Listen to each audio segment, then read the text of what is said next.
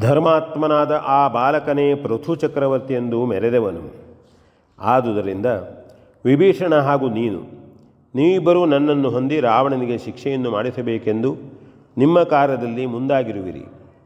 ಆದರೆ ರಹಸ್ಯಾತ್ಮಕವಾದ ಈ ವಿಚಾರವನ್ನು ನೀವು ಮನವರಿಕೆ ಮಾಡಿಕೊಳ್ಳುವುದು ಮತ್ತು ಅದರಂತೆ ಸಕ್ರಮವಾದ ಕಾರ್ಯಕ್ರಮವನ್ನು ರೂಪಿಸಿಕೊಳ್ಳುವುದು ಪ್ರಶಸ್ತವಾಗಿದೆ.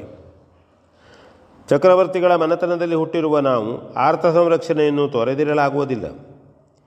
ಆರ್ತರನ್ನು ಸಂರಕ್ಷಿಸುವಲ್ಲಿ ದುಷ್ಟರನ್ನು ಸಂಹರಿಸಬೇಕಾಗಿ ಬಂದರೂ ನಾವು ಹಿಂದೆಗೆಯಬಾರದು. ಇಲ್ಲಿ ಸಂಹಾರ ಕಾರ್ಯವು ಮುಖ್ಯವಲ್ಲ, ರಕ್ಷಣೆಯೇ ಮುಖ್ಯವಾದುದು.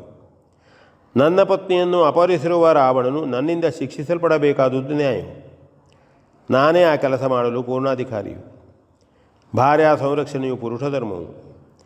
ನನ್ನಲ್ಲಿ ನಾನು ರಾವಣನನ್ನು ಮರ್ದಿಸುವುದು ನನ್ನ ಕರ್ತವ್ಯವೇ ನಿಜವಾಗಿದ್ದರೂ ನಿಮ್ಮೆಲ್ಲರನ್ನು ಹೊಂದಿರುವ ನಾನು ನನ್ನತನವನ್ನೇ ಎದುರೊಡ್ಡಿ ಅದಕ್ಕಾಗಿ ನಿಮ್ಮನ್ನೆಲ್ಲ ನಿಯೋಜಿಸುವುದು ನ್ಯಾಯವೆನಿಸಲಾರದು. ಮೇಲಾಗಿ ಶಿಕ್ಷೆಯು ಶಿಕ್ಷಣ ರೂಪವಾಗಿರಬೇಕಲ್ಲದೆ ಹಿಂಸೆಯಾಗಿರುವುದು ಸರಿಯಲ್ಲ. ಅಧರ್ಮನಿರತನಾಗಿ ಪಾಪಿಯಾದವನು ತನ್ನ ಪಾಪಕ್ಕೆ ಶಿಕ್ಷೆಯನ್ನು ಪಡೆಯುವಲ್ಲಿ ಶಿಕ್ಷಕನು ನಿಮಿತ್ತನೇ ಆಗಿದ್ದರೂ ಅಂತಹ ಅವನು ಸರ್ವ ವಿಧದಿಂದಲೂ ಎಚ್ಚರ ವಹಿಸಬೇಕಾಗುತ್ತದೆ. ಅಪರಾಧಿಯು ವಧಿಸಲ್ಪಡಬೇಕಾಗಿದ್ದರೆ ಹಾಗೆ ವಧಿಸುವವನು ಮೊದಲಾಗಿ ಆ ಅಪರಾಧಿಗೆ ಅವನ ಅಪರಾಧವನ್ನು ತಿಳಿಯಪಡಿಸಿ ಅದರಿಂದ ಉತ್ತೀರ್ಣನಾಗಲು ಮಾರ್ಗವನ್ನು ಅವಕಾಶವನ್ನು ಕಲ್ಪಿಸಿಕೊಡಬೇಕಾದುದೇ ನ್ಯಾಯವು.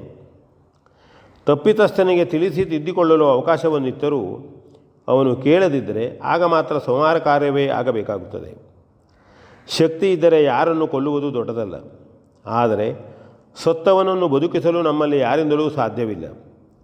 ಹಾಗಾಗಿ ಕೊಲ್ಲುವ ಮೊದಲು ಅವನು ಹಾಗೆ ಕೊಲ್ಲಲ್ಪಡಬೇಕಾದ ಆ ಎಲ್ಲವನ್ನೂ ಅವನಿಗೆ ತಿಳಿಯ ಹೇಳಿ ನಿವೃತ್ತಿಯೇ ಇಲ್ಲವಾದಲ್ಲಿ ಮಾತ್ರ ಕೊಂದರೆ ಕೊಂದ ಪಾಪವು ಕೊಂದವನನ್ನು ತಗಲುವುದಿಲ್ಲ.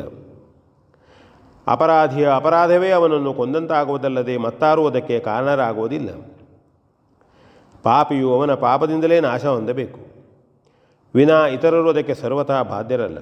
ಇದು ಧರ್ಮ ಸೂಕ್ಷ್ಮವು. ನಿನ್ನ ಅಣ್ಣನಾದ ವಾಲಿಯನ್ನು ಕೂಡ ಆ ಸಂದರ್ಭದಲ್ಲಿ ನಿವೃತ್ತಿಯೇ ಇಲ್ಲದೆ ಹೊಡೆದು ಕಡೆಯು ಹಾಕಿ ಅವನಿಗೆ ತಿಳಿಯಪಡಿಸಬೇಕಾದುದೆಲ್ಲವನ್ನೂ ತಿಳಿಸಿದ್ದರಿಂದ ಪರಿಶುದ್ಧವಾದವನು ಅವನ ಅಪೇಕ್ಷೆಯಂತೆಯೇ ಈ ಲೋಕವನ್ನು ಬಿಟ್ಟಿದ್ದಾನೆ. ವಾಲಿಯು ಮಾಡಿದ್ದ ಅಪರಾಧದಲ್ಲಿ ಇತರ ವಾನರರು ಸೇರಿರಲಿಲ್ಲ. ಆದುದರಿಂದ ಅವನೊಬ್ಬನೇ ಹಾಗೆ ನಮ್ಮಿಂದ ಶಿಕ್ಷಿಸಲ್ಪಟ್ಟನು. ರಾವಣನ ಅಪರಾಧದಲ್ಲಿ ಅವನ ಅನುಚರರೂ ಸೇರಿ ಅವನೊಂದಿಗೆ ಹಲಕೆಲರು ಹೊಂದಿಕೊಂಡಿದ್ದಾರೆ. ಮಾತ್ರವಲ್ಲ, ಸೀತಾಪಹಾರದ ಕುರಿತಾಗಿಯೇ ಈ ಕಲಹವು ರೂಪಿಸಲ್ಪಟ್ಟಿರುವುದರಿಂದ ಕಿಷ್ಕಿಂಧೆಯ ಅರಸನಾದ ನೀನು ಲಂಕಾ ನಿವಾಸಿಗಳಾದ ವಿಭೀಷಣಾದಿಗಳು ಈ ಕಲಹದಲ್ಲಿ ಭಾಗಿಗಳಾಗಿರುತ್ತೀರಿ. ಆದರೆ ಇದಕ್ಕೆ ಪ್ರತ್ಯೇಕವಾಗಿ ರಾಜಕೀಯದ ಸ್ವರೂಪವೇ ಬಂದಿದೆ. ವಾಲಿಯ ಕುರಿತು ರಾಜಕೀಯಕ್ಕೆ ಅವಕಾಶವಿರಲಿಲ್ಲ. ಅದು ವಾಲಿಸುಗ್ರೀವರ ಕಲಹವು. ವಾನರ ರಾಜ್ಯವು ಅದರಲ್ಲಿ ಯಾವ ಭಾಗವನ್ನೂ ತೆಗೆದುಕೊಂಡಿರಲಿಲ್ಲ. ಹಾಗಾಗಿ ನಡೆದು ಹೋದ ವಾಲಿಯ ಸಂಹಾರವೂ ಮುಂದೆ ಆಗಬೇಕಾದ ರಾವಣನ ವಧೆಯೂ ಬೇರೆ ಬೇರೆ ಸ್ವರೂಪವನ್ನು ಪಡೆದುಕೊಂಡಿದೆ. ಇದನ್ನೆಲ್ಲ ಕೂಲಂಕುಷವಾಗಿ ವಿವೇಚಿಸಿಕೊಂಡು ಮುಂದಿನ ಯುದ್ಧವನ್ನು ನಾವು ತೊಡಗಬೇಕಾಗಿದೆ. ಧರ್ಮದ ಪಕ್ಷವನ್ನೇ ಹೊಂದಿಕೊಂಡಿರುವ ನಾವು ಅದನ್ನುಳಿದು ಸರ್ವತಾ ನಡೆಯಕೂಡದು. ಹನುಮಂತನ ಮೂಲಕ ನಮ್ಮ ಉದ್ದೇಶವನ್ನು ಶಕ್ತಿಯನ್ನು ಅರಿತುಕೊಂಡ ಲಂಕೆಯ ವಿಭೀಷಣಾದಿ ಸತ್ಪುರುಷರು ರಾವಣನಿಂದ ತೊಲಗಿ ನಿಂತರು. ಇನ್ನೂ ಎಷ್ಟೋ ಮಂದಿ ಸಾಧುಗಳು ಅವಕಾಶವಿಲ್ಲದೆ ನವೆಯುತ್ತಿರಬಹುದು. ನಮ್ಮ ಕೃತ್ಯದಿಂದ ನಿರಪರಾಧಿಗಳಿಗೆ ಯಾವ ಕೇಡೂ ಆಗಬಾರದು. ಲಂಕೆಯ ಸಾಮ್ರಾಜ್ಯದ ಮೇಲೆ ನಮಗೆ ಯಾವ ದ್ವೇಷವೂ ಇಲ್ಲ. ಅರಸನಾದ ದುಷ್ಟರಾವಣನು ಅವನ ಅನುಯಾಯಿಗಳು ಮಾತ್ರ ನಮಗೆ ವಿರೋಧಿಗಳು. ಅವರು ಕೂಡ ತಮ್ಮ ತಮ್ಮ ದೌಷ್ಟ್ಯದಿಂದ ದೂರವಾದರೆ ಯಾರನ್ನೂ ಕೊಲ್ಲಬೇಕಾದ ಅವಶ್ಯಕತೆಯೂ ನಮಗಿರುವುದಿಲ್ಲ. ಇಷ್ಟರಲ್ಲೇ ನಮ್ಮ ಹೆಚ್ಚುಗಾರಿಕೆಯನ್ನು ನಾವು ಲಂಕೆಗೂ ರಾವಣನಿಗೂ ತೋರಿಸಿಕೊಟ್ಟಾಯಿತು. ಸಮರ್ಥರಾದ ನಾವು ಅಸಮರ್ಥರಿಗೆ ಬದುಕಿಕೊಳ್ಳುವ ಅಥವಾ ಧರ್ಮಯುಕ್ತವಾಗಿ ಜೀವಿಸುವ ಅವಕಾಶವನ್ನು ಒದಗಿಸಿಕೊಡುವುದು ಧರ್ಮವು. ಧಾರ್ಮಿಕವಾಗಿ ನಾವು, ರಾಜಕೀಯವಾಗಿ ನೀವು ಇನ್ನೊಮ್ಮೆ ಅವರಿಗೆ ಸದವಕಾಶವನ್ನಿತ್ತು ನಮ್ಮ ಕಾರ್ಯವನ್ನು ಮುಂದುವರಿಸುವುದು ವಿರೋಚಿತವಾದುದು. ವಿಭೀಷಣನಿಗಾದರೂ ಅಷ್ಟೇ. ಅವನು ನಮ್ಮನ್ನು ಹೊಂದಿದ್ದುದು ಅಧರ್ಮದಿಂದ ದೂರವಿರುವುದಕ್ಕಾಗಿ ಮಾತ್ರ. ಮೊನ್ನೆಯವರೆಗೆ ಎಲ್ಲವನ್ನೂ ಸಹಿಸಿಕೊಂಡಿದ್ದ ಇವನ ಅಣ್ಣನ ಕುರಿತು ಯಾವ ದ್ವೇಷಭಾವನೆಯಿಂದಲೂ ಕೂಡಿದವನಲ್ಲ. ಶರಣಾಗತನಾದ ಇವನಿಗೆ ಲಂಕಾರಾಜ್ಯದ ಆಧಿಪತ್ಯವನ್ನು ನಾವು ಈ ಮೊದಲೇ ವಾಗ್ದಾನವಿತ್ತು ಅಭಿಷೇಕ ಮಾಡಿದ್ದೇವೆ. ನಮ್ಮ ದೃಷ್ಟಿಯಿಂದ ಇವನೇ ಲಂಕೆಯ ಅರಸನು. ನಮ್ಮ ಮಾತು ಹಾಳಾಗಬಾರದೆನ್ನುವುದಕ್ಕಾಗಿ ನಾವು ರಾವಣನನ್ನು ಸಂಹರಿಸುವುದೆಂದು ಆಗಬಾರದು.